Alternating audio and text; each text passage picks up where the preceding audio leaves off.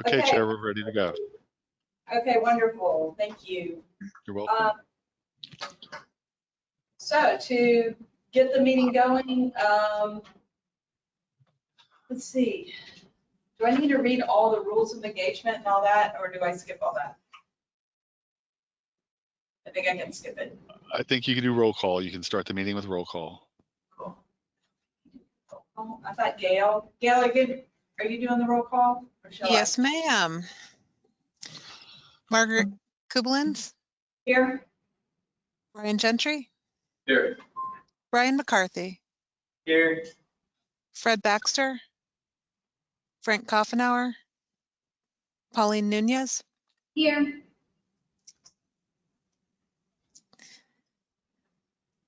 Anna Quinones, Judith Villagas. I believe they are excused. Dexter Corbin, Present. Jeff Sims, Here. Achilles Cortellis. Here. Is Megan from FDOT available? I cannot pronounce her last name. Okay, we do have an in-person quorum and nobody is participating virtually. Chair, the meeting is all yours. Okay, wonderful. Thank you very much. Do we have any public comments? I don't see, we don't have anything signed up, do we? Jeff, there isn't anyone there, right? Do you see on the board, did anyone else sign in for public comment?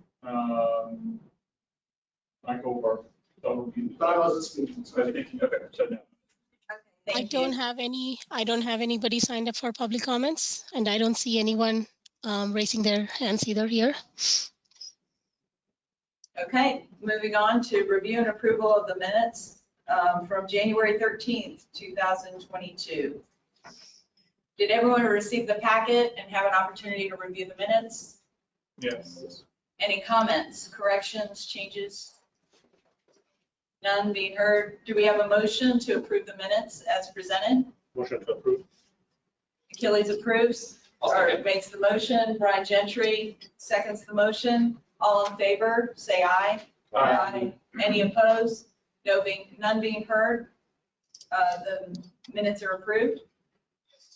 We're going to make a slight change to the agenda. We're going to move the FY23 and 24 UPWP preliminary draft report by Amber Simmons from the TPO staff. We're going to move up her presentation in the agenda due to a conflict that she has with the meeting that she needs to be ready for soon. Amber, are you ready? I am, thank you. And do you want to present? Do you have my slides? Is that possible for you to do, or I can do whatever?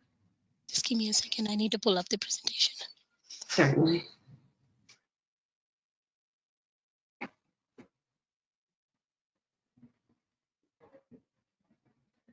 Priya, can you give me the presentation presenter?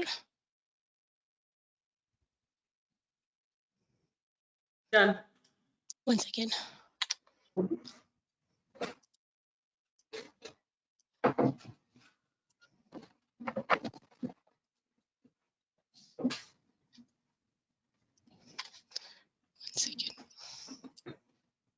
I need to pull up the presentation.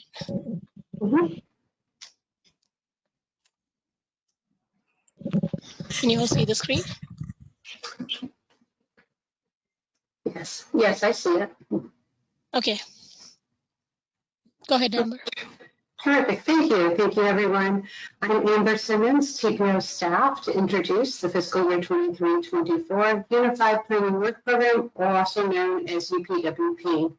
Moving on to the next slide. As a reminder, the UPWP is updated every 2 years, and the TPO fiscal year runs from July 1st through June 30th. The UPWP purpose is to both document and coordinate federal and state funding for MPO transportation planning that's conducted by the TPO, DOT, HART, and the Commission on Transportation Disadvantaged, or CTD. It also outlines our major planning tasks and complies with federal and state rules. And now let's take a look at our upcoming budget on the next slide. This year, PL and FTA funds are combined and will be treated as if they are all PL funds. It does not yet include the deobligated funds or the CTD, Commission for Transportation Disadvantaged state funds. They were estimated at previous year amounts of $50,336.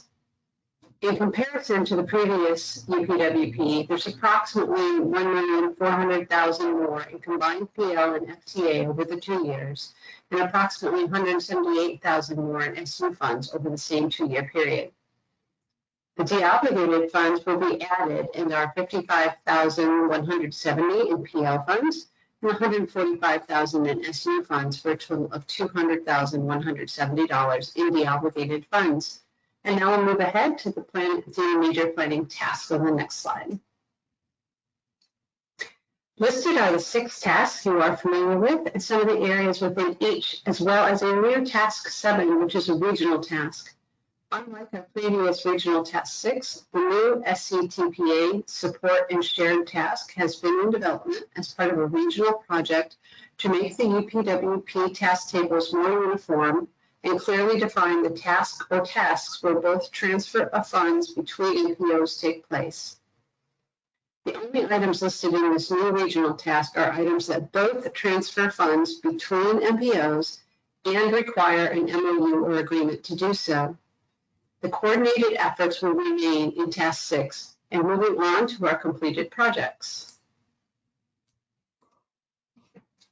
Next slide.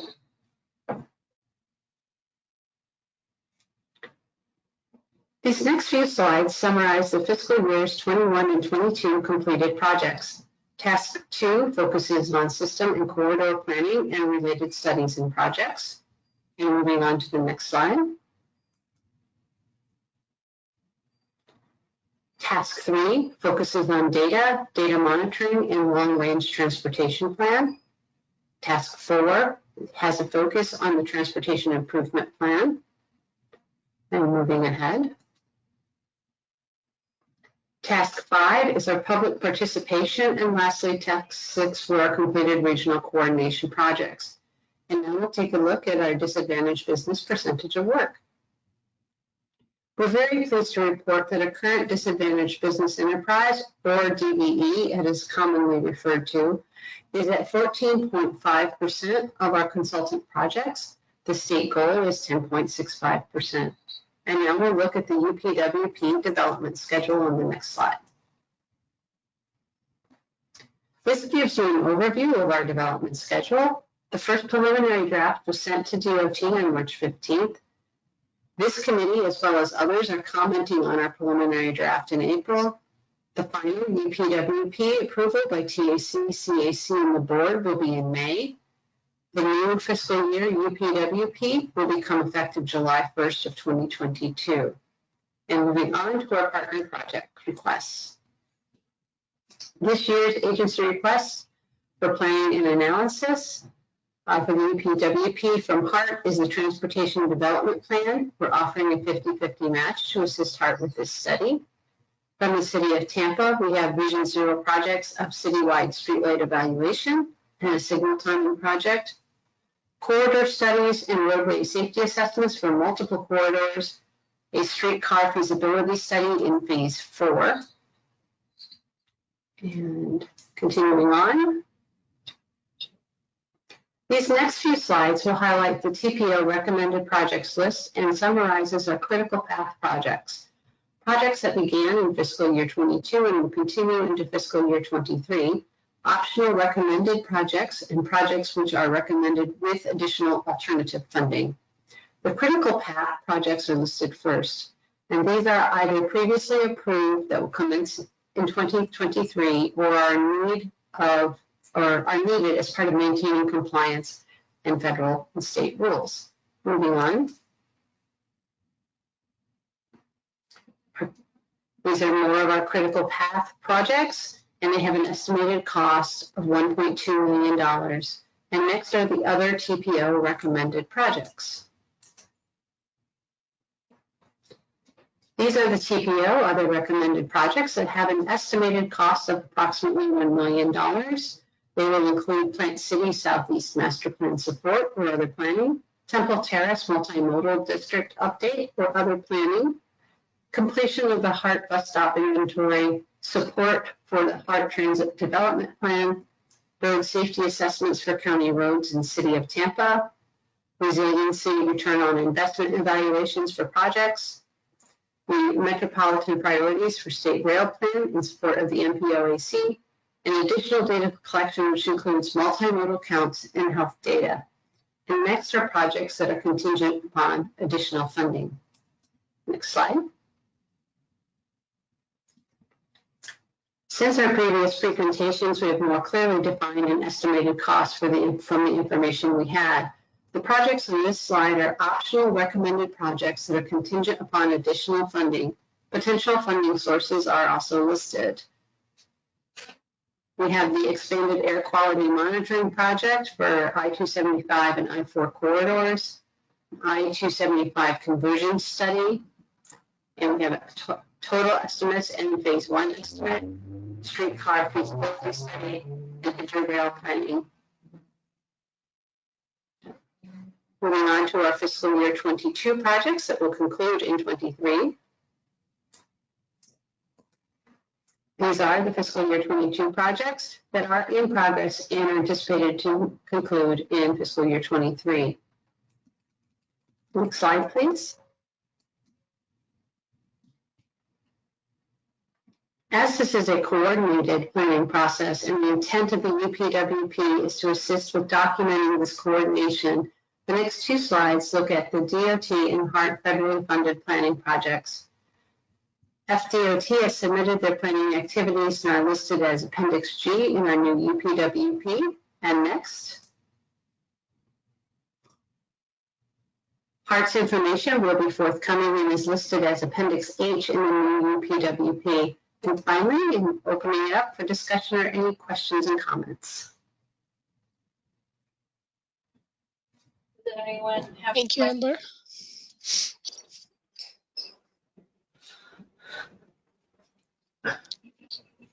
Do we have any questions from the room? No, we don't have any here. All right. So if we don't have any questions, I appreciate Amber for presenting, and we can get back to the agenda. Thank you so much, and thank you all for being so flexible. You're welcome. Thanks, Amber. Can we move on to the agenda, Chair? Yes. Why don't we move on? We have 2 action items today. Oh, I'm sorry. Did we actually skipped over the consent for remote membership participation? And I will have Gail do the roll call for that item. Gail? We don't need to do that as we don't have any members participating remotely today. Okay. Oh, this is only if there are any members participating, right? So, correct. Thank you. All right, thank you. So with that, we can move on to the election of officers. So this is something we could not do back in January. I did a review of the attendance sheet. Now at this April meeting, I'm going to be doing the election of officers. I will bring up the list of members in a second, but currently, and I will go with a roll call vote for every member. We do have to make a motion. So currently, let's start with the chairman. We have the chair as Margaret Kublins from the City of Tampa. I would like to get a motion for that if Margaret would continue, or if we have any others. Members can nominate themselves, or somebody else can nominate the members. I'll move to nominate Margaret. Was that Brian? Yes. All right. Do we have all in favor? Say aye. Aye. Any opposed?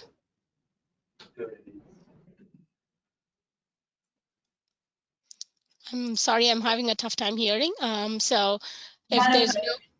Do you want me to call for the vote for you? Do we have to call an individual vote for that? No. The answer is no, you do not. Okay, so we can move on to the vice chair. Currently we have Brian Gentry. can we have a nomination or a motion for Brian? I'll make a motion for Brian Gentry to be the vice chair. And can I get a second? And all in favor? You need a second? Someone make a second? Second. No second is needed, but I just need a nomination. Yes, I need everyone to vote individually. Okay, all in favor, say aye. Aye. Any opposed? None being heard? And the third one is the officer at large, which is Jeff Sims. Do we have a Do it again, but first? hang on, Shaka, if anybody else is interested, I'm welcome to take that third spot, but I'll do it if anybody wants to nominate. I'll motion to nominate Jeff. Okay, all in favor, say aye. Aye. Any opposed? None being heard? So Chair, we who do made not. that motion? Brian. Thank you. So I did not hear any other members or any other additional nominations. With that being said, we do continue to have the same positions, Chair Margaret Kublins, Vice Chair Brian Gentry, and Officer at Large Jeff Sims, correct? That's correct. Thank you. Can we move on to the next item, which is the Smart Cities Mobility Plan? Johnny Wong. Yes, that would be good.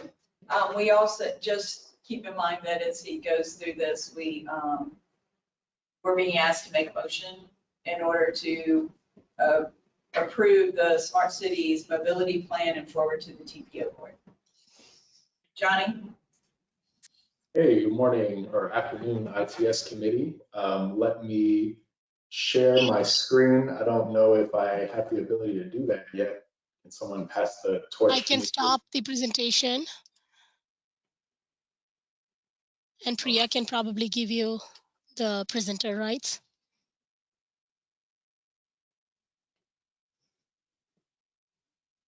No, that's not the one. Is that the right one? Yes, it is.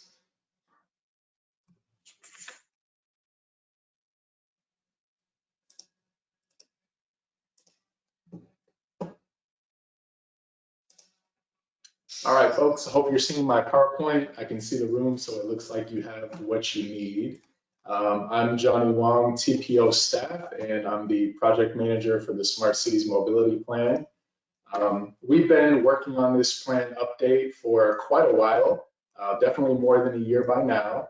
The reason why we took on this challenge for such a lengthy amount of time is because the TPO has never had a Smart Cities plan before. So we kind of had to figure out what we need and then design the scope correctly to make sure that we're delivering something that is of use to both the TPO as well as the ITS committee and your staffs. We based much of the plan on information that was contained in the previous 2013 ITS plan. That document was way more technical than the Smart Cities plan that we're presenting you today, but in addition to it just being like very technical, it was also 9 years old. It was pretty outdated. I'm sure that many of you have reviewed it. I don't know how many of you found it valuable, but we wanted to make this plan much more user-friendly. So that was one of our primary goals, to make this readable to folks who are not transportation engineers or TSMO professionals. We also wanted to make this plan consistent with the TPO's goals in the 2045 long-range transportation plan. Most of all, we wanted to make sure that we're planning for technology that can help manage infrastructure, improve safety, reliability, mobility, and then facilitate economic growth. So that's kind of the guidelines, or those are kind of the guidelines that we followed in road mapping the tech in this plan. The third goal was to develop a rough roadmap to guide future deployments. We want to make sure that we're supporting technology, not just because it exists and is cool, but we want to support tech that we all agree has value to the county. And then at the bottom of the list, goals 4 and 5 are really closely related. Those pertain to educating the public about smart cities technologies and we want to also make sure that we address any worries or misunderstandings that the public may have about these tech. As we are going through the planning process, we learned that a lot of folks carry very strong opinions about some of the technologies that we're evaluating. So we wanted to make sure that if there are any concerns to keep track of, that we document it. And then lastly, we want to find a way to accelerate deployments. We've been talking about turning this region into a smart region for kind of a long time. And granted, a lot of work has been done, but there's a ton of work left to do. So what the TPO can contribute to this is finding creative ways to fund technologies and give some of these projects a path to deployment. We broke the plan down into 4 tasks, and the first is discovery and project inventory. This task was basically a lit review to see what small, medium, and large metro areas are doing in the way of smart cities deployments and see what we could borrow from those plans and bring it into ours. Because technology is such a critical component of making a region smart, we categorized as many technologies as we could discover in these plans, and then we color-coded each one according to which of our 5 LRTP project categories would be impacted. Those are shown on the right side of this slide, but just to point it out, safety projects are orange, infrastructure projects are red, reliability is purple, mobility is blue, and then green is major investments that support economic growth. Some of the projects that you'll see in the inventory are gray because they don't neatly fit into any one of those 5 categories. In fact, a lot of the tech that you'll find in this plan is gray because it is an enabling technology, like data analysis, for instance, just allows the technology to perform at the, or in the optimum way.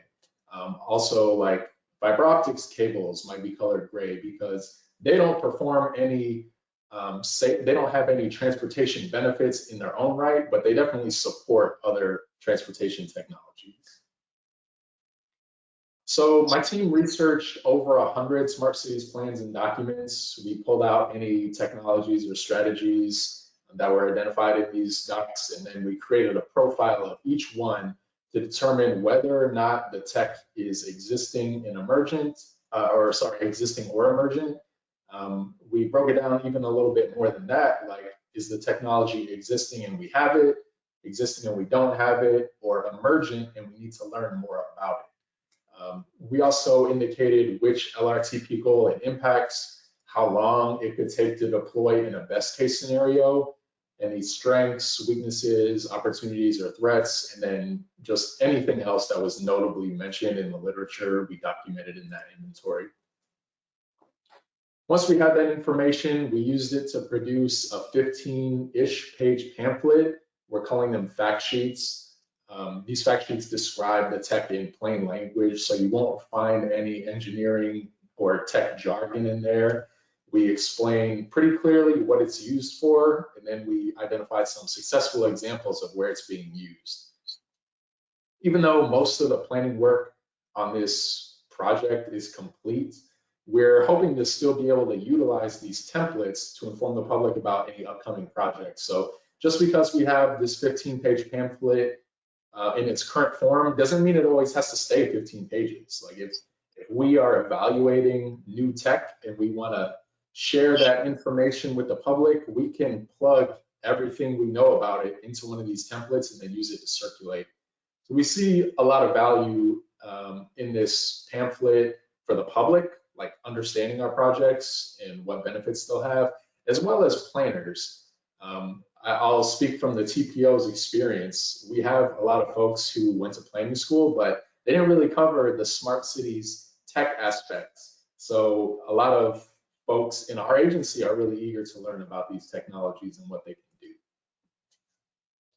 The second task was to establish a baseline so that we can see how this region and specifically Hillsborough County compares against other metros. We looked at examples both within the state and then expanded that to nationally and even pulling in some international examples. The goal here is that we establish a baseline so that we can track tech deployments over time and see whether or not we're getting smarter as the region grows.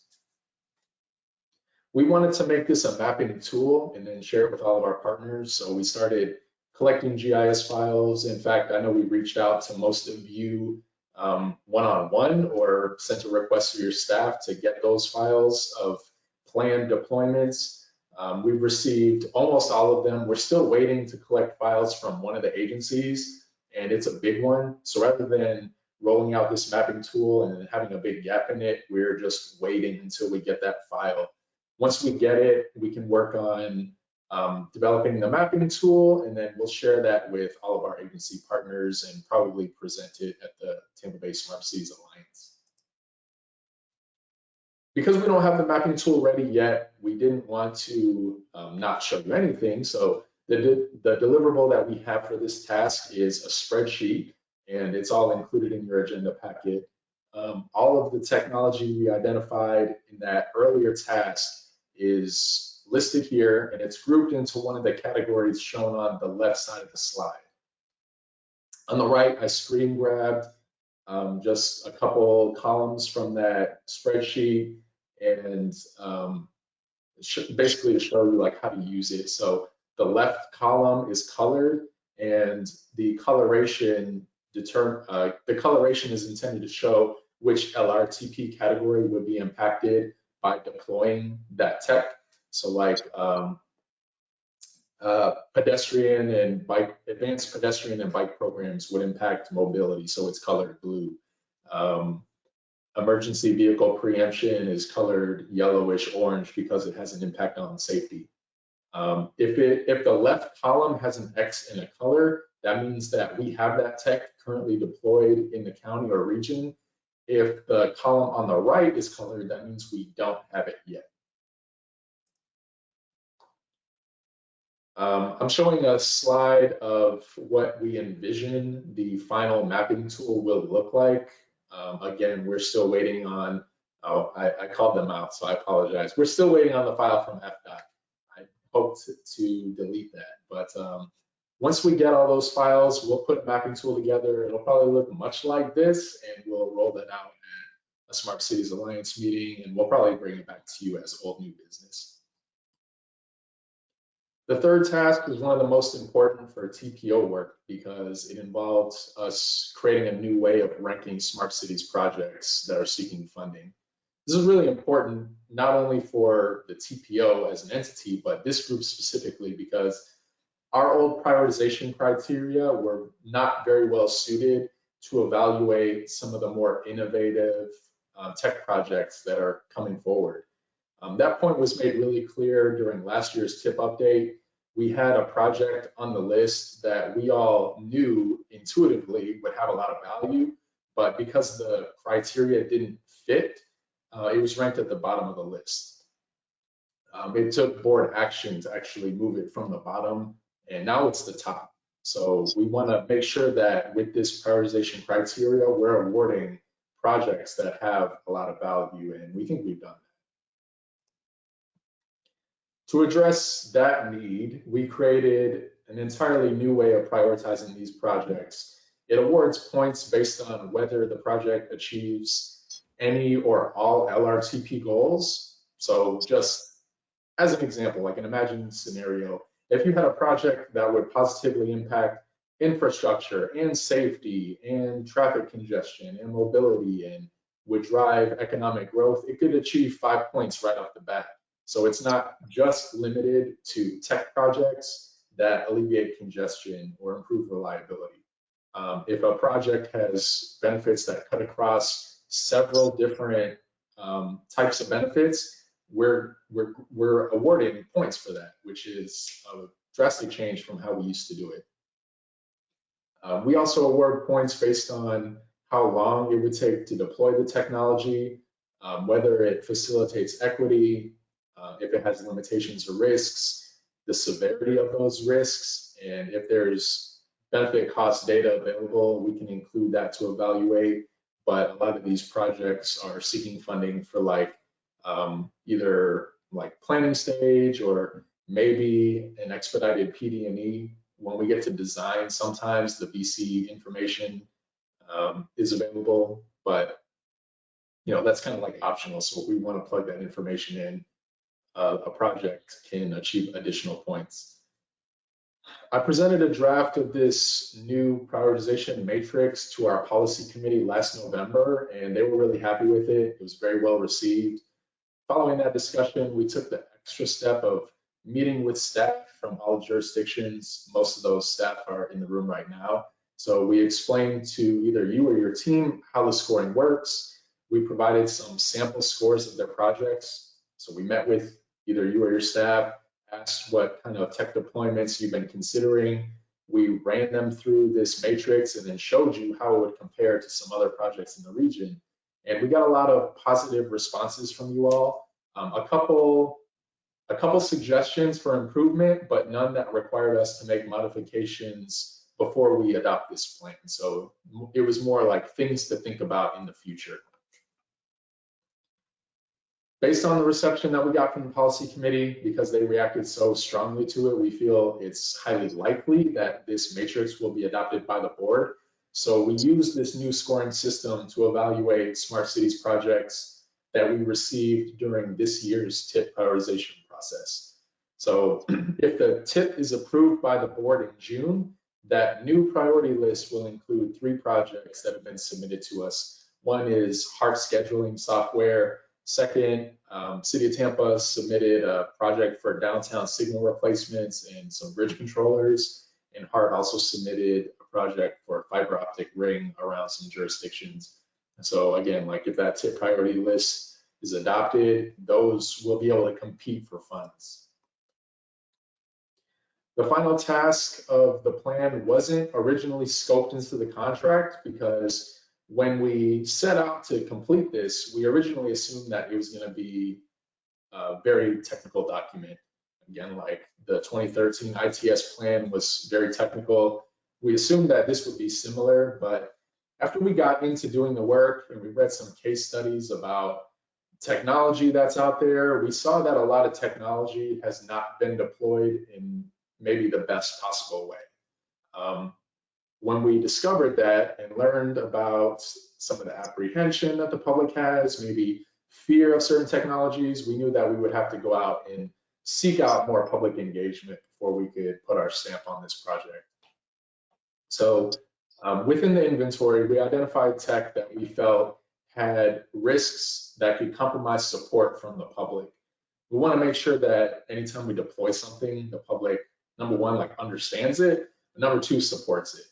And specifically, there was a lot of backlash against technologies that have implications for equity, privacy, security, and others. So prior to wrapping up the work for this plan, we made 6 presentations about smart cities and about the technologies at the Great American Teach-In. We went to Tampa Bay Tech and stayed with them the whole day. We sent the students, teachers, and their parents home with a link to the survey. We promoted it on all of our social media accounts. We solicited feedback from the Smart Cities Alliance. We brought the presentation to this ITS committee a couple times over the past couple of years. We presented it to Plain Hillsborough agency staff at an info barbecue. And then as we were finalizing the plan, we discussed the technologies with all of your staff. So we had those one-on-one briefings with all of our partners, and we asked them to review the plan.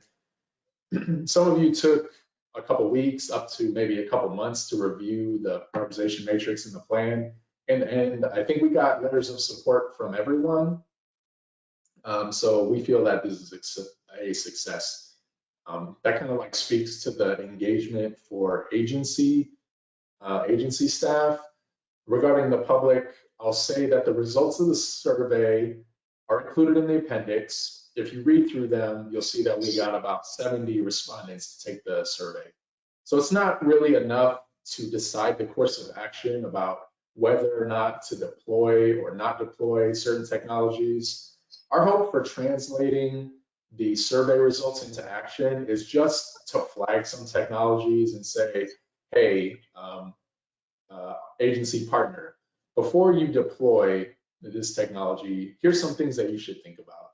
We just want to make it known that we're being responsive to the public's apprehension about some tech, and we're going to do our best to educate them about the benefits and hear them out when they have concerns. We want to make sure that we're not operating in a bubble. We don't want to deploy technologies that are not supported by the public. And for any skeptics out there, it's important for us to engage them proactively before we embark on a project of this type. So the plan recommendations are in your agenda packet in the plan itself. I've shown them on this slide. I'll read them off to you really quickly.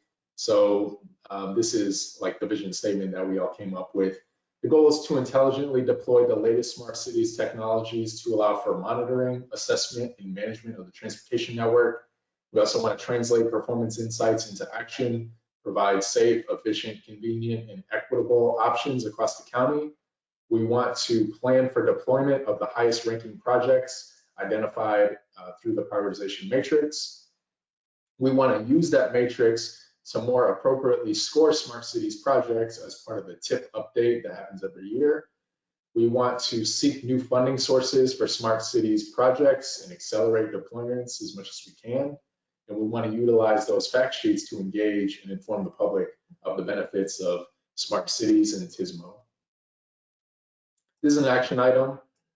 We're requesting that you all approve the report and forward it to the TPO board for consideration at its May meeting. I'm happy to answer any questions that you have and open it up to discussion. I included my contact info on the last slide, as well as Lee Woodcock, who is managing this project on the consultant side.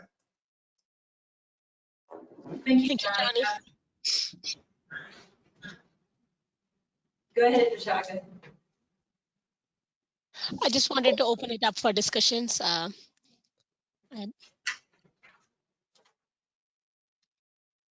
anyone have any questions or? I've got a couple of comments. Johnny, on the one where you had the different technologies that were deployed in the columns, I know Hillsborough County has at least a couple of intersections with transit signal priority. I believe the city has some on Nebraska as well. Just wanted to make that comment. And then one other is that, you know, we discuss operating and monitoring and management a lot, and I'm kind of thinking that maintenance could be a challenge, or at least getting maintenance folks on board regarding, you know, maintaining, funding the maintaining, and training with new technologies, et cetera. Thanks for that comment, Brian. Yeah, we can review this again if you want. And if we missed anything, I mean, trust me, I'll understand if we missed, because this is a very long inventory. If there's something out there that we don't have the right column checked, we want to hear about it. So we can either follow up individually after this meeting, or you can just email Lee and let him know. Regarding the maintenance, that was something that was brought up in the one-on-one meetings. Our intention for the prioritization matrix initially was just to give, because we don't have a ton of money, like it would be very difficult for us to allocate enough money for, like, you know, a major project. We're viewing this as a way for you all to get funding to run pilots mostly. If it's a very low cost project that's sustainable, you know, like if it's maybe $1 million a year, I think that would be very achievable with the amount of discretionary funding we have. But really, we were thinking about funding amounts even less than that. So as we start to invest more into smart cities projects, yeah, maintaining it, you know, funding the folks who have to come out in the middle of the night and fix things, that's going to be a real concern. So we had talked about potentially creating a separate revenue stream to pay for managing what's out there. But we're not there yet. You know, this is like the first time we're experimenting with this. So there's going to be tweaks needed to be made along the way. But I appreciate that comment. Understood. And then, hey, Johnny, it's Dexter. I had a quick question with regards to, I saw the hard fiber optic ring. Is the cost that's tied to that just for a study, or do you have, study to figure out what the actual cost would be for that ring? I just wanted to. I don't know if we got a project status on that. I assumed it was not PD&E. I'm not sure really what the status is. Yeah. When it applied to us, we got like a very kind of general scope of services, and we pulled the info out of there to evaluate it. But if you have anything more detailed, we can either make that change as a part of the tip update, or well, let me leave it at that. I think we could make that change as part of the tip update. Yeah, because I'll reach out to you just individually so we can discuss that a little bit more, because I just want to see what was given to you by heart. I think, that was put in a long time ago, and a lot of changes in fiber infrastructure throughout the city. So I'll just get with you afterwards on it. Okay, yeah, I appreciate that, Dexter. Yep. Hi, this is Jeff. I just kind of general comment. After sitting on this committee for a couple of years, I really endorse the prioritization matrix, because it seems like over the years, some of these ITS projects have a kind of a struggle to be recognized against the traditional projects. So I think it was a great move forward. I guess I'm a little curious, like when you were coming up with the criteria, were there some projects, did you kind of look to see if there was some projects in prior years that maybe would have ranked, pretty high under the new matrix, as part of your evaluation? Yeah, we didn't go through all of the projects that were on the tip priority list, but when we presented this at the Smart Cities Alliance, we asked folks to just type up projects in the chat box, and we got like a list of 30. So we evaluated them, and based on the score we came up with, we kind of vetted it against how popular those project ideas were. So like we asked people to type in the chat box and then vote on whether or not they thought it was a good idea. So we had like maybe 5 that got a ton of hands raised. So we knew that those were probably very valuable and highly ranked. So based on the score that we came up with our matrix, that's how we vetted those. Does that make sense?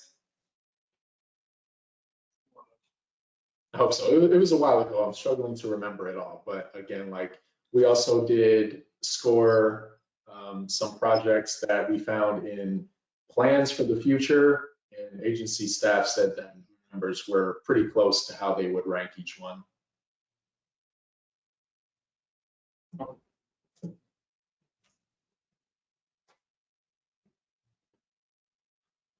Okay. Any others?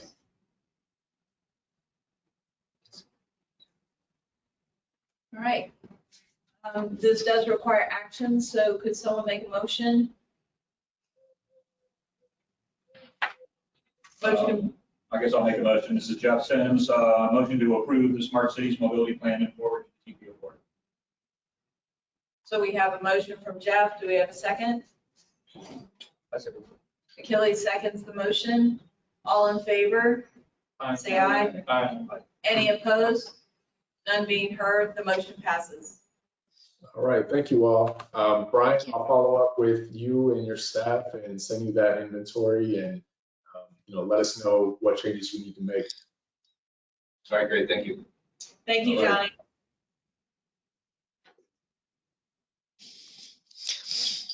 All right. We can move on to the next item in the agenda, which is we are moving on to the status reports. So I can move on to the regional ITS architecture. And I have with us James Landini and Cliff Hayes from ITRIS. James, are you ready for the presentation? Well, we don't have a presentation. We have just a brief description and a demonstration. My name is James Landini from Florida Department of Transportation and Central Office, and the consultant on the project is Cliff Hayes from ITRIS, and he will have the demonstration and the overview discussion.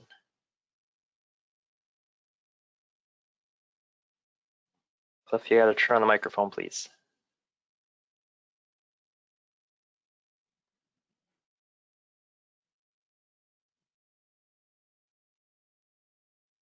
Or sign language.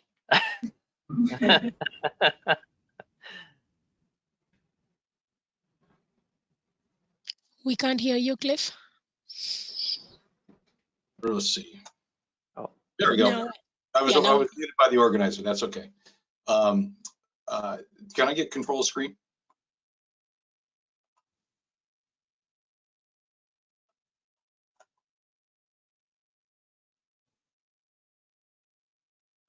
Priya, can we give the control?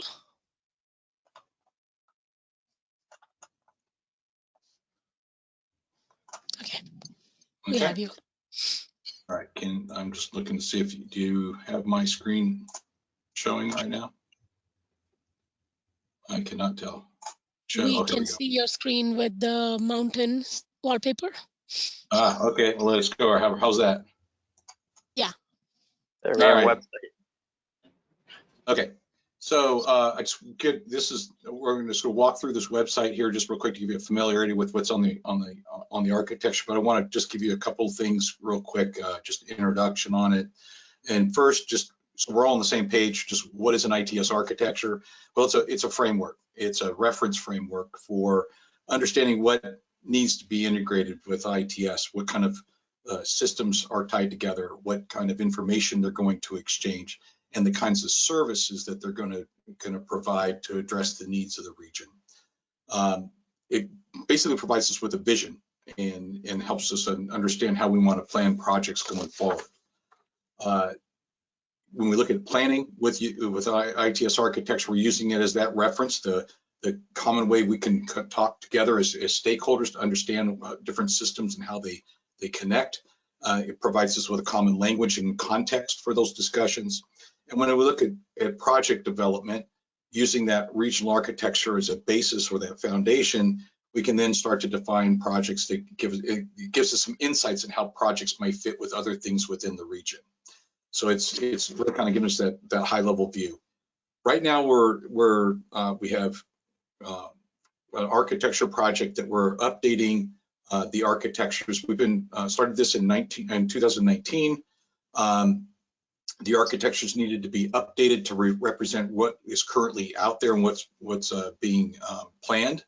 As far as projects are concerned, we have a statewide architecture. We have 6 district regional ITS architectures, or RITSs as we call them. There's 6, while there's 7 districts in Florida. District 4 and 6 are combined into one architecture. And we also have an FTE architecture as well. So these 8 architectures make up the architectures across Florida. Using the district boundaries, which is a logical way to group the architectures. It isn't tied just to Florida DOT. It's including all stakeholders in addition, and how we all work together within that environment. The architectures take a 10-year time horizon, so they're always going to be changing as we add more ITS. The architecture would reflect that, but we're looking 10 years down the road, so we're envisioning where we're going with it, ITS projects in the future, then we want to include those. Back in 2019, we started an 18-month effort to update the architectures. They had not been updated in quite some time, so we called it a major update. We went through with stakeholder workshops, gathered information from the stakeholders involved in each one of the districts, gathered that information, and then made the major update to the architecture, bring them up to speed. And that included understanding what was there, what changes had been taken place over the last, since it last been updated, and then looking at those projects that needed to be added that were looked to the future. Right now, after we published those in 2020, we went through another update of them as we found other things that needed to be updated, but also changes that had been provided by the stakeholders, that new projects that, for instance, that they had either completed and we need to be reflected as such in the architecture, or new projects that were coming up on the horizon that we needed to add it so they were known and basically described in the architecture properly. So the primary way of getting changes into the architecture is through a change request form, and filling that out with some information about what the project or whatever change needs to happen. That's provided to James Landini's office, and then flows into the process of updating the architectures. I'll make reference to that when I go through the website where you can find those forms and whatnot. As far as the update that we just completed, we're in the process of completing for District 7. The major change there from this in this last round was the inclusion or revision, I should say, of the District 7 I-4 frame project. So we expanded the stakeholders that were included, expanded the systems that were included as well, and adjusted and revised the services that are made possible by that project, as well as many interface modifications as well. So that was the primary change we made over the last, since the major update rolled out last year. We're finalizing that update. We sent it out for review last month. Got some comments back, but those are being incorporated now. We should have that released here in the next several weeks. So any questions before I jump into a demo here of the website? All right. Okay. So the website that we have, what we're looking at here right now is the project website. So this is something that's not publicly facing yet. There is a FDOT ITS architecture website that's available to the public. That reflects the major updates that we did last year or completed last year. This is a working website that we have here. This reflects the changes for things like the I-4 frame project I just mentioned. We have all the architectures listed across the top, and then we can select District 7. Then we get an understanding of tabs for stakeholders, inventory or the systems that are included in the district, the services that are provided is reflecting in the architecture, roles and responsibilities, interfaces, standards, agreements, a list of the projects that we have defined right now, and then resources. So those are the major tabs. I'm just going to give you a sense for what's here on the website. I'm not going to try to go through everything. If we look at this from the standpoint of just many different stakeholders involved here, clicking on any one of these stakeholders will give you further information about what systems they have in place, the projects that stakeholders actually engaged in, either as a primary stakeholder or as a support stakeholder, roles and responsibilities that come from the different systems that they have and operations they have in the region based on what's in the architecture. Next, we have the inventory. So this will be basically systems that we have in place in the region. If we look at here, we'll look at Citrus County. Under here, we have, this is an existing system. It gives us a description of what that system is, the different other systems that are connected to it. You get a diagram of those same interconnections. So we have an understanding of what other stakeholders in the systems are engaged, information flows that are being exchanged. So this gives us really the sense of how things are moving across the ITS environment with these different information flows. And there's quite a few here on some of these. This is a short one actually when it comes down to it. But that diagram I showed you before, these are the underlying individual pieces of information moving across that. Then we have a list of the services that particular system is engaged in as well. So there's a lot of information here. There are a lot of things in the architecture be gotten to, and a lot of different ways. I can go to those services through this map, or I can go through it from the services tab as well. These are organized by what services or categories there are. There are several instances of some of these services because they're involving different stakeholders and different systems. They may also be tied to different projects when it comes down to it. So if we're looking through here, it's services. We'll look here at a transit project or service, PT02. There we go. So we get a sense from the service of a description of it, the different elements or systems that are involved. We get a graphic that tells us how they're connected together and what different information is exchanged between the different elements of the architecture. And this is focused on this particular service for fixed route transit operations. Moving roles and responsibilities, again, gives us a sense of what different roles, what kind of activities are being performed by the different stakeholders involved in a particular category. These are grouped by either a category of service or a category of projects. The interface is a long list of interfaces. If you can get to much of that information easier through the services that are more specific and contextual from that standpoint. One of the ultimate goals here with architecture is the development of projects and implementation of standards as well to implement those projects. Based on the information we have in the architecture for District 7, this is a list of the standards that should be considered. It's not prescriptive. It's just basically making them available as an option to be considered. There's standards profiles as well as data profiles. And then expecting each one of these standards for the potential project implementations that would be made would be what the next step would be in project development. But it gives us a sense for what it would be across the region. We also have agreements. This just describes the agreements would be in place. In this case, it's I-4 frame, and an agreement between FDOT and the city of Tampa. We don't have the agreements themselves in here, but it just identifies what those would be and the stakeholders involved. And then we get to our list of projects. We identified this before. I talked about it before about the projects being an important part of this. If I can just click on one here with the Hart fare box upgrade, we get a sense of the stakeholders involved, the inventory or systems involved, the services that are going to be implemented with that, information flows. And then we also get into describing some of the functional requirements that would be involved with this project. This is an important part at this high level of understanding what those functional requirements would be, and those would be flowed down through the system engineering process in the development of that particular project. We also have the standards to be considered here, and then the roles and responsibilities for the stakeholders involved. We have a diagram then of what that project would include as far as information exchanges for that project.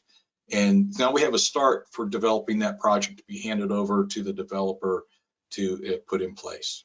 And finally, we have a resources tab. This resources tab makes available many different reports, and as well as the architecture database. This particular report here first is the update we just are completing. And that's a draft form, which was sent out for review, as I said, last month. We have the RADIT database, or the regional architecture database here, that can be used with a software tool we have, and I can show you that just very quickly here. The request form I mentioned earlier is available on this resources tab as well as the plans that are connected to this architecture, and then some prior reports from the major update. There's some training material links here as well, and also an FDOT system engineering and ITS architecture procedure that's been put in place and that we're following here. And this ties us back to the federal regulations that these ITS architectures are supporting as well. Any questions immediately on the website? This is Pauline from the city of Plant City. So you said this is not open to the public right now, but it's not going to be, right? This is going to stay closed? It will be. In this one, this is a project-facing site right now for and stakeholders that we're engaging have been able to look at this. You can look at the one that's posted on FDOT's website. This is the same, looks the same basically, but it's with the older the major update that we did last year. So when we get done with these updates we're executing right now, we'll fold that. That'll go on top of this one that's out there on FDOT's site as it is right now. Okay, I guess my question relating to that is there any safety concerns on just laying out the architecture just so well organized in terms of like security attacks? No, what we're talking about here with this is really just a functionally based representation of what's going on with ITS in the region. So from a security standpoint, there's really no the things we're describing are showing, well, let's just look back at that. I can just use the site right here under District 7. If we're looking at a project and and what's involved here. Where'd it go? What is that same project we looked at before? The things we're representing here are things that aren't necessary. They're just saying that this is some information to be exchanged, not necessarily how it's going to be exchanged. Okay. So that's an important part here. This is technology. It's independent of technology. We're not promoting any technology. We don't state any technology here. We merely say that there's a connection that needs to be made to exchange this information to deliver this particular service. How it's implemented is a project development perspective, and it's something beyond the architecture. I don't know if that answered your question or not. I'm willing to go further with it if you wish. No, that's good. Thank you. Any other questions? This is Dexter. I had a quick question. Are we able to see this actual site, the one that's not publicly facing yet, and make sure that it is current to date? Yes, and I can provide back the link to this for you all. It is, I shouldn't probably say it's the link has not been publicly made available. Anybody can see this. We just have to provide you the link to get to it. So, and stakeholders from, I think, pretty much everybody in the room there have been included in the updates somewhere as far as outreach is concerned. But I can get you the link to this so that everybody can look at it. Thank you. Sure.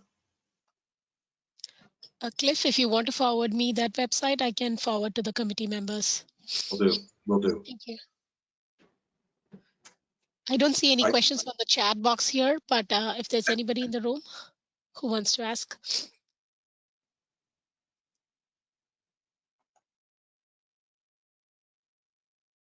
Yeah, I don't see any more questions. Okay.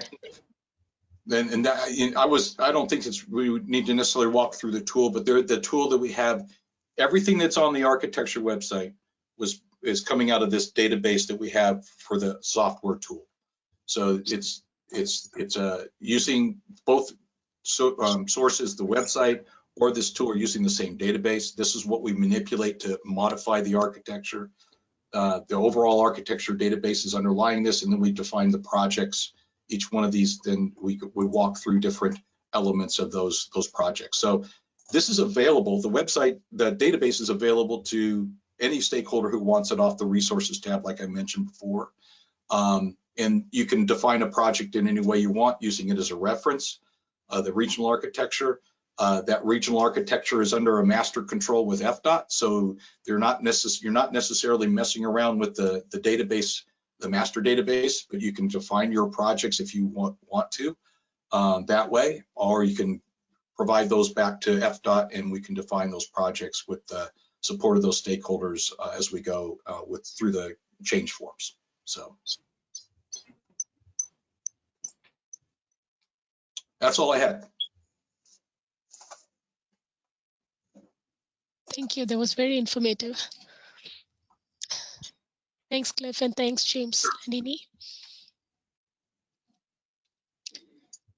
With that, can we move on to the next item on the agenda today? We have the Margaret. No, go ahead. I have Lizzie with me here. So Lizzie will be presenting the low-cost air quality monitoring pilot study project. Hello, everyone. Could I get, oh, let's see, okay. Do you need controls to run the presentation? I just got it, thank you. Okay.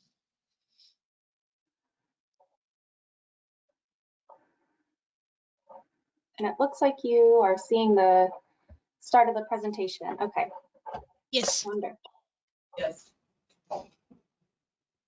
So my name is Lizzie Eric. I am an intern with the TPO through the USF Masters in Urban and Regional Planning Fellowship Program. And I have been working with Allison Ye on the low-cost air quality monitoring pilot study. So I will be presenting to you today an update on this study. It originally kicked off in September of 2021. And since then, we've been coordinating and meeting regularly with our project team which consists of Hillsborough County's EPC, USF College of Public Health, and also Federal Highway Administration. And we've also been working closely with community organizations. So today we'll go over just a little bit of background information about the study, what we've accomplished to date, and our next steps. So we'll start with the project overview. As you can see here on the slide, the purpose of the study is to study air quality in communities that are most impacted by transportation-related air pollution or TRAP, and provide communities with access to that air quality data. So the overarching goals of the project, really what we're looking to achieve, are to increase access to air quality data so that people understand the quality of the air in which they live and breathe. Another goal of this project is to inform future transportation planning with more data on local air quality, which kind of goes hand in hand with this third goal of equitably improving air quality so that communities are not disproportionately affected by TRAP. The objectives listed on the screen here, they really reflect that we're still in the pilot phase. So the first one is to establish pilot monitoring sites within communities. And then also we want to collect data using lower cost air quality monitors and share that data with the community. And then also one of the objectives is to kind of learn from this pilot study and develop methods to establish a larger community air monitoring network. So this is just a really brief overview of our timeline and kind of what we've done so far, where we're at, and then where we're going next. So as you can see here, October through December, we installed monitors at the control site and then also began testing those monitors. USF and EPC were really working together to install those at the regulatory monitoring sites. We also identified community monitoring areas, and we started to engage the community partners at this time. So between January through March of 2022, this is when we held a community focus group, and we also selected the community monitoring pilot sites with the focus group. Where we're at now, April through June, we are working to install the community monitors, and then also USF will be collecting and analyzing the community air quality data, and we'll be really working with the community sites to do public engagement. And this will kind of go through August, but this is kind of our startup time for that. Between July and August, that's when we'll be reporting out the findings. All right, and we'll go into a little bit more detail. So one of the major components of the pilot study is to test and identify which monitor is most suitable for a community air monitoring pilot site, and eventually a community air monitoring network. So the process to kind of select and test these monitors was to research and purchase the monitors so that USF researchers could test the monitors. What you see here are two examples of the monitors that they're testing currently. One is the purple air monitor, which monitors particulate matter. And then also the little blue one is the NVIDIA CareSense nitrogen dioxide monitor. So in order to start testing, USF researchers conducted small-scale field testing at various locations, and then they installed the monitors at the Hillsborough County EPC regulatory air monitoring site. They chose the Monroe location, which is right next to 275, to test and then calibrate the monitors against the regulatory air monitors. And so the next phase for the monitors specifically is really to install these in the communities. And a large part of this study is making sure that the data is accessible to the public. So one of the ways we can do that is by using some of the tools that are already out there. For example, this one is from Purple Air. It's a crowdsourced map of real-time air quality data from the Purple Air monitors. You can see that there are some monitors, Purple Air monitors already out around Tampa Bay. These are not from the pilot study. These are just monitors that other people have. So once we've got the purple air monitors up, you'll see a whole bunch more along 275. And another major component that we worked on over the past couple months was identifying the communities to monitor.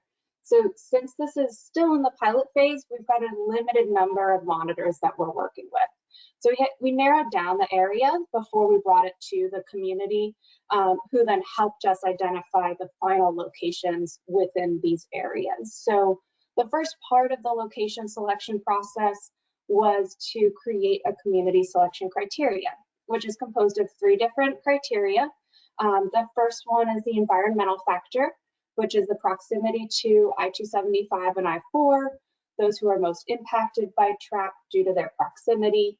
And then also the primary demographic factors that we identified from the Plan Hillsborough Non-Discrimination and Equity Plan, and also the EPA's Environmental Justice Mapping Tool, EJ Screen. And those 2 demographic factors that were identified were the low-income communities and communities with a majority of people of color. And then third, the opportunity for community access and engagement. So where can we put these where people will actually be able to see them and see the informational displays as well. On the right-hand side of the screen, you'll see 2 different maps. These are actually from the EJ Screen mapping tool, and these show the convergence of the environmental factor and the demographic factors. And then once we kind of narrowed in on that, then we went further and identified those opportunities for community access and engagement. And we identified 3 different community areas to focus on. So one is up near Sulphur Springs, another one is at the I-275, I-4 interchange, which encompasses parts of Tampa Heights and BN Ybor, and then also just south of that, the South Nebraska neighborhood as well. And for part 2 of the location selection process, we worked with the community to finalize these pilot monitoring sites within those 3 communities identified. So the community members are really the ones who live and work there. So we wanted the community to help us identify those final locations. We did so by holding a focus group with stakeholders and community leaders to identify community monitoring sites, get feedback on the study thus far, and also gauge their interest in hosting a site. So based on that focus group, we expect to have 6 to 7 pilot community monitoring sites. And actually within the next week, we're visiting the community sites that were identified at the focus group to actually prepare to install the monitors at the community sites. So we have our first site visit tomorrow, which is very exciting. And the next phase regarding the public engagement will be to install informational displays along with those monitors, and then also coordinate with the community sites to do community engagement that's kind of tailored to their facility and their audiences. So that is a brief overview of the low-cost air quality monitoring pilot study. I appreciate your time, and I believe Allison is here as well, so we can answer questions, or I'd love any feedback that you have if you have some. Thank you, Lizzie. Anyone have any comments or questions? Yeah, I just wanted to, Achilles, I just wanted to ask if you have set up any kind of, I guess, evaluation of the pilot. Kind of how would you decide that it's successful? So I'm assuming that there will be more expansion if it's successful, or more sites perhaps, or more monitors. So just wanted to know if you had set up some kind of evaluation criteria, or what would look like a success. I'm sorry, it was cutting out a little bit there. So you were asking if there's any evaluation criteria for, and I lost that last part. For the pilot. Oh, I'm sorry.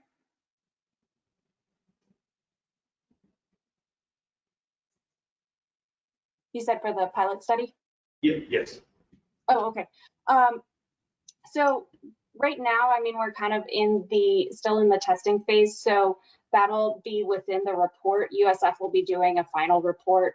And so we will be kind of working through the evaluation criteria. At this point, we've just been kind of evaluating the monitors and evaluating the locations. So there have been incremental evaluations, but at this point, we don't have the final report evaluations, but I'm not sure if I'm answering that question correctly. So Allison, if you want to jump in. Thank you, Lizzie. I was wondering, were you referring to how we were evaluating the monitors themselves, or what our criteria for success would be in the future as we deploy a community network? Sort of a... Yes, the second part. Say, not the evaluation of the monitors themselves, just how would you go from the pilot to the bigger project, say?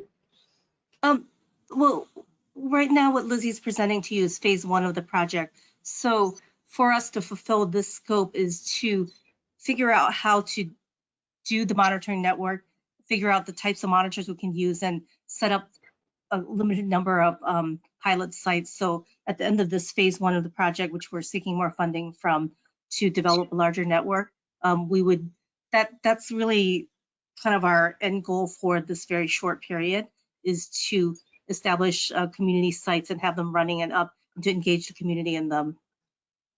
So I think we're getting very close to that goal, actually. Hopefully by the end of the summer, we'll start collecting data from the individual communities. And as she mentioned, hopefully about 6 sites in the community. Okay, Half of them in parks, and yeah. This is Pauline from the city. I think if that, I guess my question kind of relates to that is what would be success? Would success like, oh, all the monitors work, or successful we were able to determine that some of these communities have poor air quality? What exactly are you looking for to be able to say, let's move forward with this? Is it just all the monitors work? No, hopefully a little more, even more holistic than that. So yes, we want to know that we can put these more affordable monitors in the community and have them work properly. So we're calibrating them against the regulatory monitors at EPC, and they've been very generous with allowing USF to go in there and basically match up the monitors with theirs to make sure the data is, we're getting what we think we're getting. But the other part of the success is to engage the community and enhance the capacity of the community. So interest them in monitoring the air quality network there. Getting the data is one of the things we want to do, but also to engage the community, make them more aware of the air quality there. And the other, even more important related component is the education. So we are partnering with schools, and children are getting involved in, learning about their air quality and learning this kind of technology. And it's kind of like stimulating some STEM ideas too, and education for the students. So it's more than just collecting data, I guess, if that's what but this very first phase, we're having a lot of logistical issues we're figuring out, and that's part of the success too, is to get them in there and get them established and know that they work before we, roll it out to a larger network. So is there I hope I answered your question. Yes, that does. Thank you. Yeah. So is there a long-term vision to have the monitors in multiple locations so the local communities can monitor they'll be able to see the air quality that they're breathing?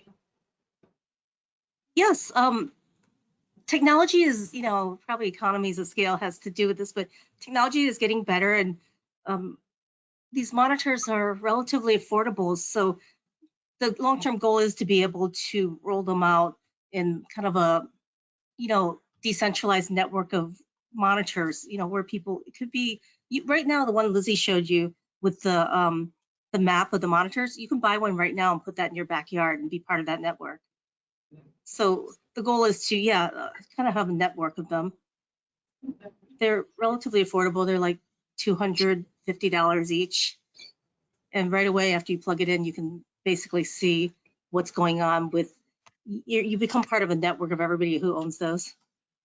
Will would you be able to see, for example, a community that's more centralized Florida, probably far away from the highway, to compare your, I guess, your community's air with another community's air quality? Or would you only be able to see your? I think you can see it if you show them that map, Lizzie. So that one only measures particulate matter. So you'd be able to see everyone who has a monitor and what the air quality is like. You can actually go online and look at these live. You see, we can see all around Tampa Bay here. And I think number 54, if I'm right, Lizzie, is Hillsborough High School. They have a couple of monitors there. So you can, this is a dynamic site, you can click on it. And we didn't make this site, this comes with a monitor. So which makes it, very useful. In that map, what do the numbers represent? The number of particulates, or? There's a legend at the bottom. We can't quite see it. Yeah. Yeah, the legend here is the levels of the particulate matter. Like You kind of tell by the color too. Yeah. I think it's the station number, and they're measuring particulate matter at those sensors. Right. So yeah, the barcode at the bottom.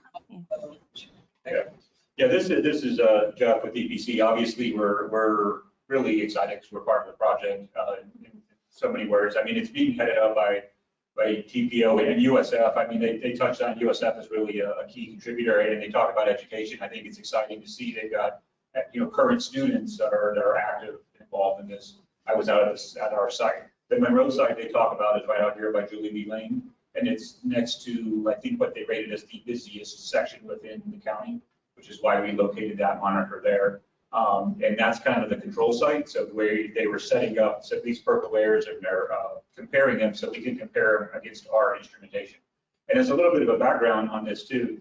Why are they doing it? Well, we operate a very robust air monitoring system for the county. But that robust system is like 10 monitors regionally, and they're very, very expensive. They're very expensive. So a lot of the data that comes, are we meeting ozone? Well, it comes from our Simmons Park site, our Davis Island site, our Gandy site. They're kind of around the bay and then out in Sydney. But you can't, the question is, that's great, but what about in my neighborhood? And, it's not practical to have these super expensive monitors and all the networking and data that would be involved to do it, and staffing. So this was a means that was, developed. And it's kind of new ground, so I think it's kind of exciting because I'm not familiar with it. It doesn't sound like there's been a whole lot of study done on this. So it's exciting that TPO is part of it. We're offering more technical support, but and a lot of what they're doing is based on the funding that they have. TPO got started. They were able to find some other funds, I think highway safety or funds, and they're seeking more from EPA right now. So a lot of these questions you have, how robust will it get? Well, it's going to depend on whether they're able to continue to secure funding. But I think it's exciting to see it growing, and this is the first I saw the actual sites down 275, and I think those are great locations, right at the area where I-4 275 is obviously a big point of interest. Sulphur Springs, and then as it goes along, it takes time to develop it. Again, the idea is really to get the community involved and give some feedback so that they'll have comparatives.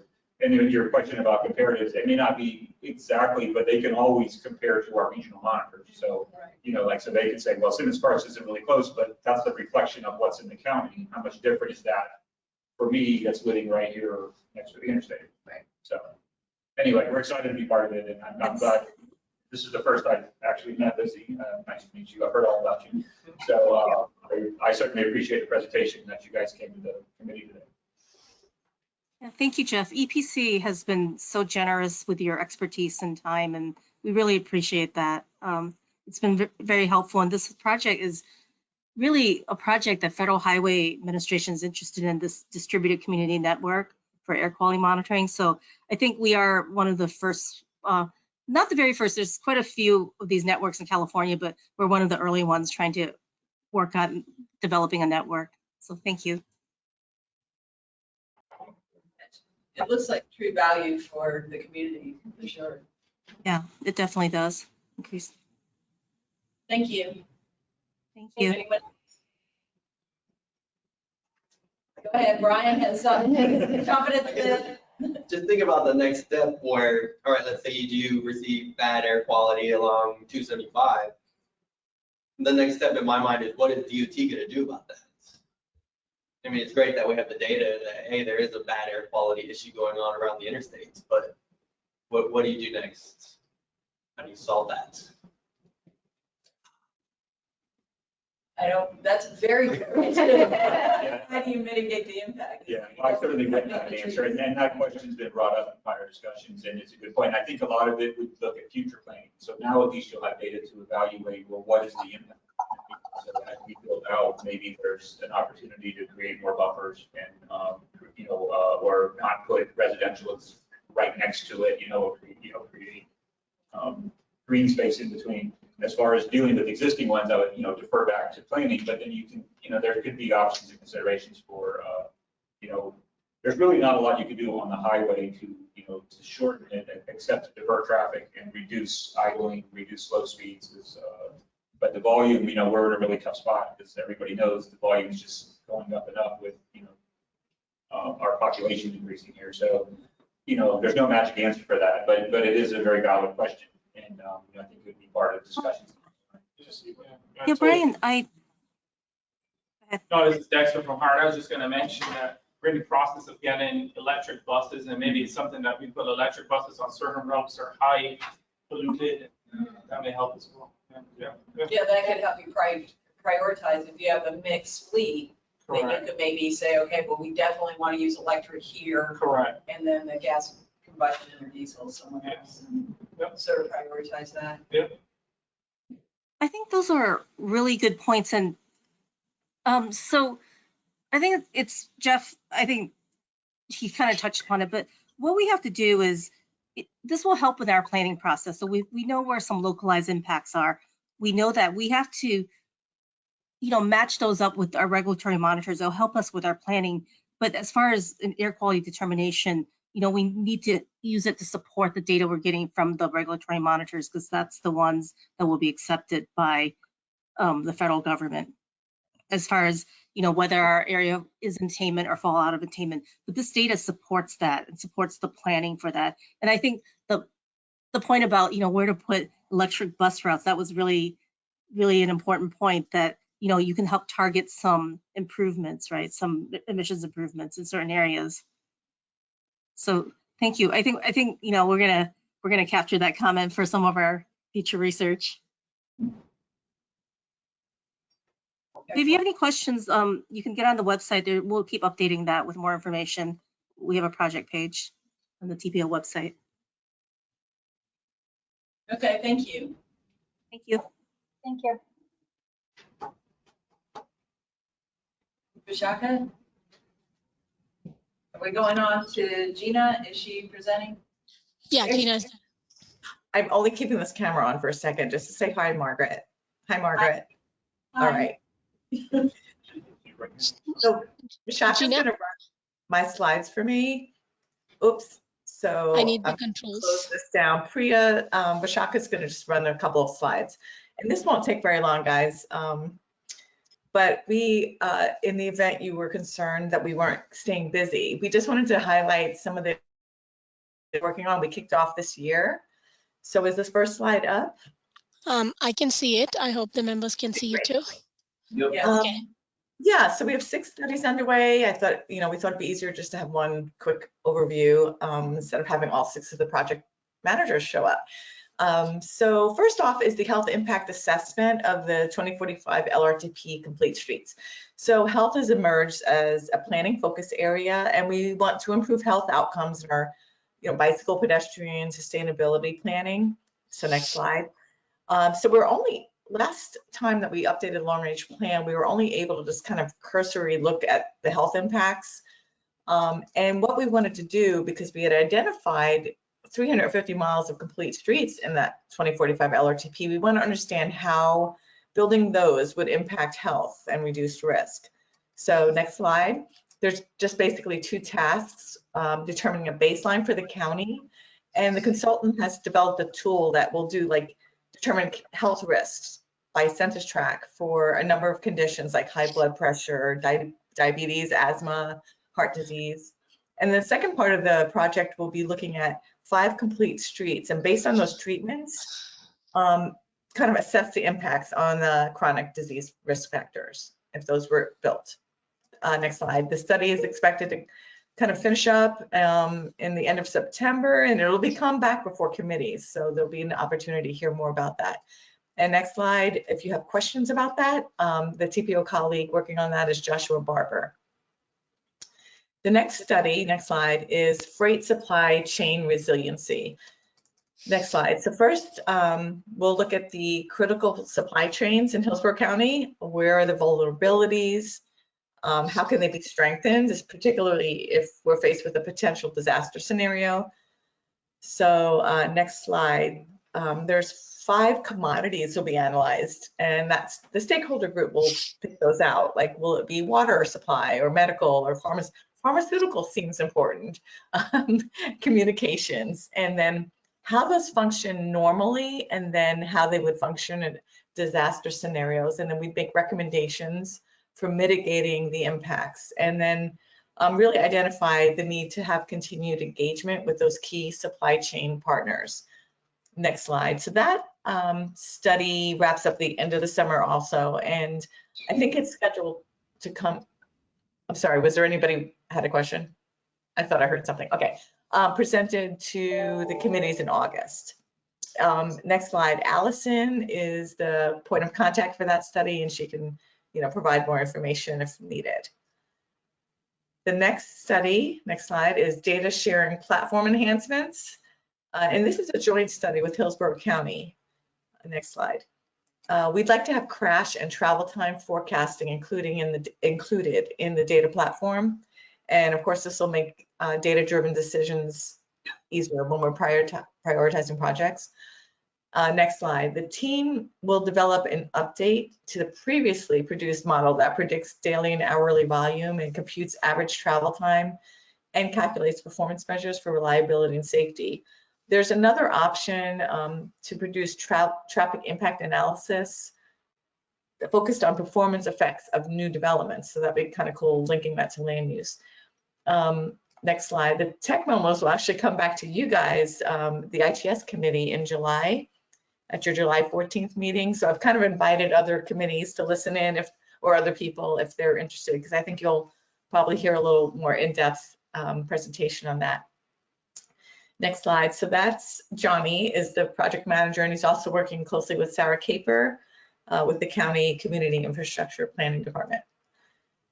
The next study is the Tampa School Transportation Safety Study. And this is kind of just like a continuation of the TPO's 2018 school safety study, but we're working with the city of Tampa. That last study identified 12 schools based on crash analysis and some other variables. And this current study will update that methodology, add some other additional schools, consider some weighting maybe for equity, and take into account some boundary changes. The next slide. So the tasks include identifying actual physical improvements around the schools and connecting to the schools that are selected. There's going to be a handful of those selected. And then kind of an interesting addition is to develop school-specific education outreach that can be used by other schools in the district. Like, how can we engage the parents and the PTAs to get walking school buses or bicycle trains, and what's an effective way to do that? So that'll be fun. Next slide. This project actually goes to the end of the year, but there's a really big focus for outreach to coincide with school starting in August. And next slide, Lisa Silva is the point of contact for more information on that project. 2 more projects. Plant City Canal Trail Study. The Canal Connector Trail was identified as one of 3 catalyst projects in the Plant City Walk-Bike Plan that we had done for them in 2018. They have limited trail systems in this area, and the study will identify ways to connect on-road bike lanes to residences and business and other points of interest in a healthy way using a trail. Next slide. So after a first, like a high level look to rule out locations due to like barriers like I-4 or other, barriers, 3 alternatives will be identified, And those will be looked into in more depth about, the crossing needs, rail lines and water bodies, if any right of way is needed. And anyway, so the impacts to the trail users. Anyway, so that'll be some outreaches going on, or you can go to the next slide, in the summer to hear from, local folks on the alignment and the destinations that they would be interested in making sure are included. And next slide on that one, Wade Reynolds is the point of contact. And the last study is a collaboration with Hillsborough County, and it's on the countywide bicycle network evaluation. Next slide. It's been a while since the entire county was assessed and prioritized and programmed where bicycle facilities are needed and what types of facilities are needed and would actually, maybe fit there depending on the right of way. Next slide. So there'll be an existing inventory, and we're going to review all sorts of plans and studies that have happened over the last few years, and then prioritizing a number of factors with a scoring that results in a ranked list and maps. And then 4 priority segments will be identified for a deeper dive into, right-of-way needs or activity centers and safety and traffic analysis, to the point actually where we'll have some conceptual designs and maybe a range of costs, kind of first cut it, like the cost for implementing. And that next slide should finish in September, and there will be opportunities before the committees to submit comments. And the last slide on that one, Wade is the project manager for that project, along with Abigail from the county. So I did run through those fast, but you'll hear more about those as there's something to report on. They've really just in a data gathering stage at this point. But I would be happy to answer questions. I just wanted to let you know that we are busy at work. Thank you, Gina. You definitely are. Doing a lot of really great work for all of us. So thank you. You're welcome. Any immediate comments about those studies? We look forward to hearing the more thorough reports coming in.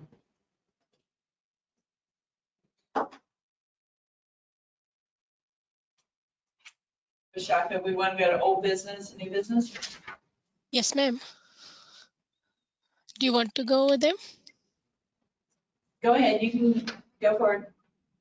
Okay, so I'll just share my screen again and bring up the agenda.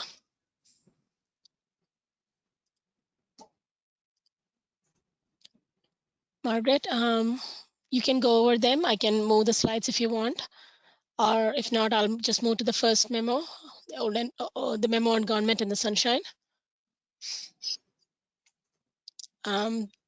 This was kept for the TPO advisory committees and alternatives at the March.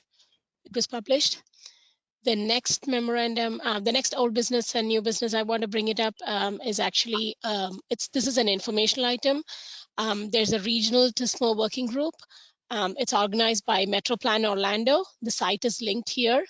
And I just wanted to bring this to you all to let you know that we do have, it's a regional working group, of course, and we have representatives from the district and the TPOs. We also, I believe we also have a representative from THIA who represents this region. This is an open working group in case you're all interested in attending. The website is here. The next meeting is on the May 10th. So just wanted to bring this to you as an informational item.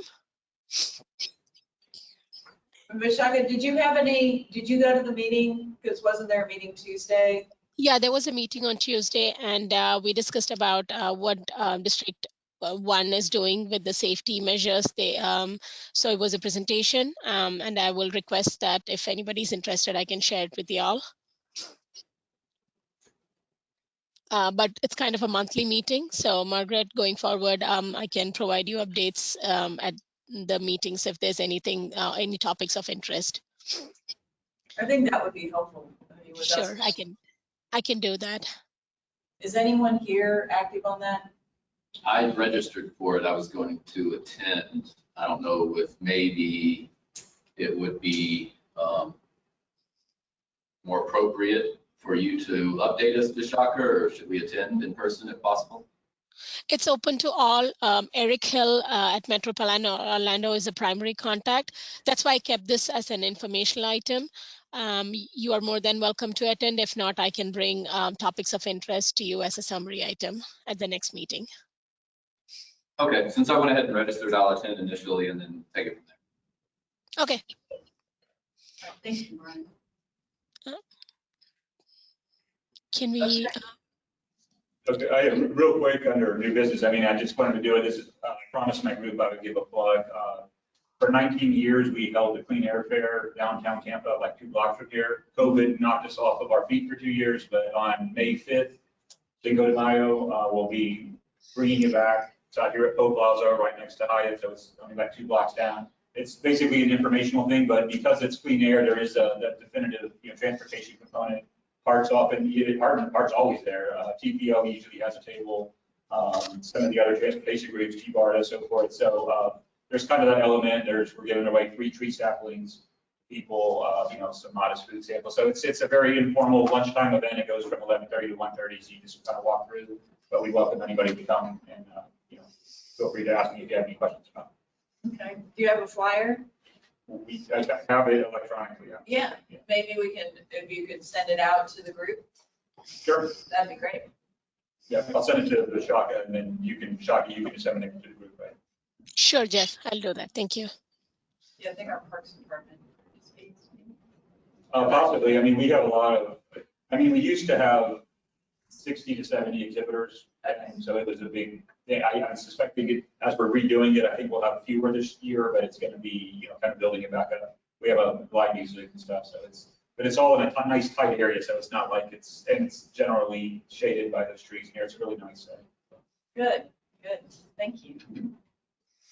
Anyone else? Yeah, I've got a bit of news. Actually, in the front row, I brought Hillsborough County's Traffic Management Center newest employee with me. This is Brian Zayas. He's joining our team just last week, and he's going to be managing our traffic network. Excellent. Welcome, Brian. Thank you for being here. Thank you. Exciting.